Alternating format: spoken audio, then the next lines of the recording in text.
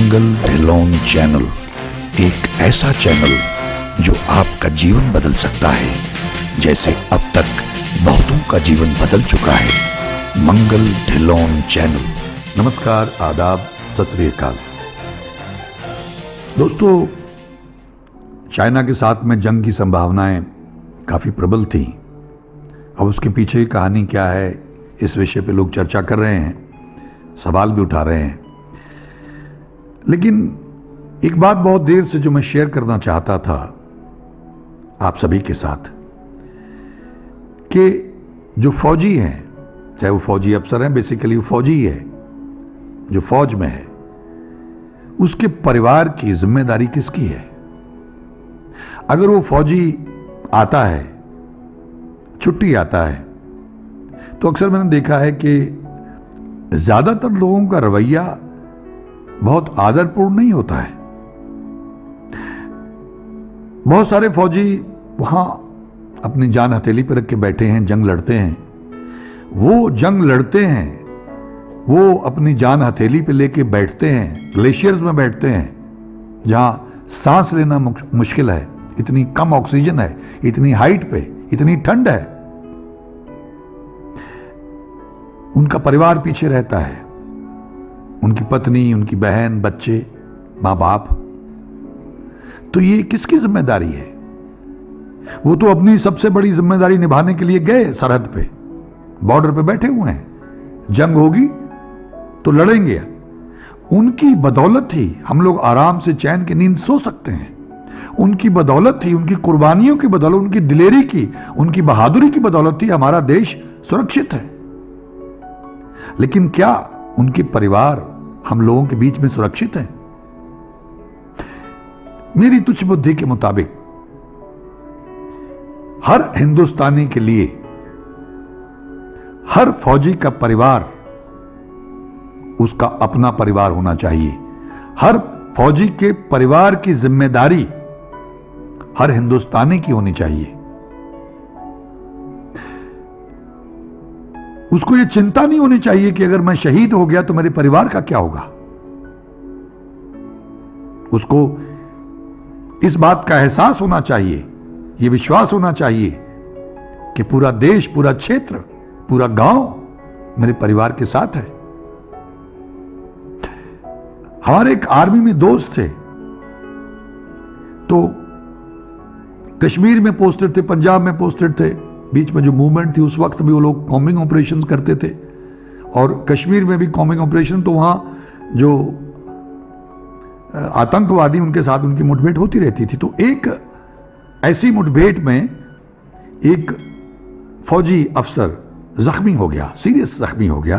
तो हॉस्पिटल में उसको एडमिट किया। तो एक जो मेरा मित्र था, यूनिवर्सिटी में हम लोग इकट्ठे थे, वो उसका हालचाल पूछने, वो भी आर्मी में ऑफिसर था, तो उसका हालचाल पूछने के लिए गया। तो वो उसके पास रोने लग गया। तो इसने उससे पूछा, क्यों, तुम ठीक हो जाओगे भाई, डरो मत, तुम मरने वाले नहीं हो। तो उसने कहा, मुझे मौत का डर नहीं है, बिल्कुल ही डर नहीं है। हम देश के लिए कुर्बान होने के लिए तैयार हैं, शहीद होने के लिए तैयार हैं, यही हमारा मकसद है जीवन का। मैं रो रहा हूं क्योंकि मैं अपने देश के सिस्टम को जानता हूं। अगर मैं शहीद हो गया, जिंदा न बचा, तो मेरे परिवार का क्या होगा। वो पंजाबी में बातचीत कर रहे थे कि मेरा परिवार जो है वो रोल जाएगा, दरबदर हो जाएगा, उसको बात पूछने वाला नहीं होगा।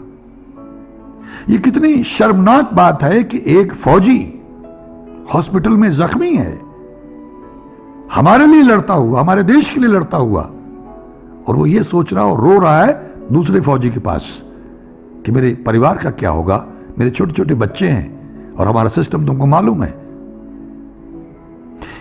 ये उस फौजी की नाकामी नहीं है, ये हमारे समाज की नाकामी है, ये हमारे सिस्टम की नाकामी है कि एक फौजी के मन में ये विचार चल रहे हैं। ये विचार तो उसके मन में होने नहीं चाहिए।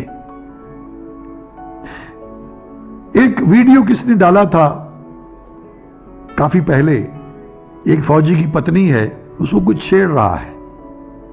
तो फौजी लोगों ने देखा तो वो लोग बहुत नाराज हो गए क्योंकि वो कुछ इस तरह के डायलॉग्स इस्तेमाल कर रहा था कि फौजी तो अभी पता नहीं कब आएगा, बहुत देर हो गई, तो उसको जो है वो ल्योर कर रहा था। अब किसी ने ये वीडियो बना के डाल दिया बिना सोचे समझे कि ये कितनी शर्मनाक बात है, तो तमाम फौजियों ने उसका जवाब दिया था कि तुम्हारी बहन बेटियां, तुम्हारी बीवियां, तुम्हारे परिवार हमारी वजह से सुरक्षित हैं, और गालियां दे दे के कहा था, और उनका गुस्सा जायज था कि तुम हमारी बीवियों के बारे में, हमारी बहनों के बारे में इस तरह की हरकतें करते हो। तो मैं निश्चित रूप से कहता हूं कि धिक्कार है उन लोगों पे जो किसी भी फौजी की बहन, बीवी या बेटी पे बुरी नजर रखता है। अगर वो हमारे सरहद पर रक्षक हैं तो यह हमें उनके परिवार के रक्षक होना चाहिए। कम से कम अगर हमारे गांव में कुछ लफंगे हैं, क्योंकि हर जगह होते हैं निकम्मे किस्म के लोग होते हैं, लफंगे किस्म के लोग, बदमाश किस्म के लोग, गलत किस्म के लोग, क्रिमिनल मेंटेलिटी के लोग, तो पूरे गांव को खड़ा होना चाहिए। और ये बातें नहीं है भाई, एक गांव के लिए अगर आपके गांव से कुछ फौजी हैं, 2-4 परिवार फौजी हैं, और मान लीजिए ईश्वर ना करे कभी उनकी शहादत होती या वो आते हैं, तो आप जरा अंदाजा लगाइए कि फौजी के परिवार को सब लोग आदर दें, उनके पिता को आदर दें, उनकी बहन को, उनकी पत्नी को आदर दें, उनकी मां को आदर दें, तो उसका कितना हौसला बढ़ेगा। अगर फौजी आया है, वो किसी दफ्तर में जाता है, तो इन तमाम अफसरों को, इन कर्मचारियों को उसे विशेष अहमियत देनी चाहिए। एक रक्षक आया है हमारा। लेकिन अक्सर मैंने देखा है, मैं जब भी किसी फौजी को देखता हूं, छुट्टी आया होता है, कभी मैंने किसी कचहरी में देखा, फरीदकोट में, कोटकपूरा में या कहीं और जब उसे एक आम आदमी की तरह ट्रीट किया जाता है, तो मैं उस ईश्वर को साक्षी जान के कहता हूं, मुझे बहुत तकलीफ होती है। अब मैं नहीं कुछ कर पाता हूं, ये मेरी बेबसी है, लेकिन मैं ये कह रहा हूं, मैं अपनी बेबसी शेयर कर रहा हूं, और मैं उम्मीद करता हूं कि जो हमारे चैनल से जुड़े हुए लोग हैं, अगर आप मुझसे सहमत हैं, अपनी प्रतिक्रिया भी दें कमेंट्स बॉक्स में, और साथ में मुझसे वादा भी करें, अपने आप से वादा करें, अपनी आत्मा से वादा करें कि अगर कहीं कोई फौजी दिखेगा उसे आप सैल्यूट करेंगे। अगर कहीं कोई फौजी का परिवार होगा आपके गांव में, आपके मोहल्ले में, आपके पड़ोस में, आपके शहर में, तो आप उन्हें विशेष इज्जत देंगे, और स्पेशली जाके उनके घर में, उनके सामने नतमस्तक होके उनसे कह के आएंगे कि हम आपके साथ हैं, हम आपके बच्चे हैं, आपका बेटा सरहद पे है तो यहां हम आपके बेटे हैं, मेरी बहन हम तेरे भाई हैं, उसकी जो पत्नी है वो भी हमारी बहन होनी चाहिए। इससे बेहतर और कोई रिश्ता नहीं हो सकता है। रक्षाबंधन के दिन जाइए, उस फौजी की बहन से, उसकी पत्नी से राखी बंधवाइए, उन्हें यकीन दिलाइए, और यह संदेश उस सरहद पर बैठे फौजी के पास जाएगा तो आप अंदाजा लगाइए उसको कैसा फख्र होगा, कैसा आत्मविश्वास से भर जाएगा वो, और किस हौसले से लड़ेगा वो सर धड़ की बाजी लगा के। हम इस फ्रंट पे नाकाम हैं, हम इस फ्रंट पे फेल हैं, क्योंकि हम अपने फौजियों को, जरा सोचिए, अगर कुछ लोगों ने ऐसा किया हो तो मैं उनके सामने नतमस्तक हूं, उनको सैल्यूट करता हूं। लेकिन अगर नहीं किया है, जिससे अंग्रेजी कहावत है, इट्स नेवर टू लेट, जब जागो तभी सवेरा। अगर आज आपकी ये बात पकड़ में आ रही है और आप मुझसे सहमत हैं, तो प्लीज जाइएगा, जब भी टाइम मिले, आते जाते कभी भी, विशेष तौर पे जाके पहुंचिए उनके मां बाप के, उनको एहसास कराइए, उनको गर्व महसूस हो, और उनकी पत्नी को, उनकी बहन को, उनकी बेटी को वो अपने आप को सुरक्षित महसूस करें, सुरक्षित महसूस करवाइए वहां जाके। और कि हम हमेशा, जैसे आपके भाई, आपके पति, आपके बेटे वहां पे तत्पर हैं देश की सेवा के लिए, युद्ध के लिए, कुर्बानी देने के लिए, ऐसे ही हम आपकी सेवा में तत्पर खड़े हैं, बस आदेश कीजिएगा। आप जरा सोचिए, एक गांव में अगर ये सब लोगों में, खास करके जो हमारे नौजवान हैं, मैं उनसे प्रार्थना करता हूं कि आप अपने गांव में, अपने क्षेत्र में देखिएगा, पता करवाइए।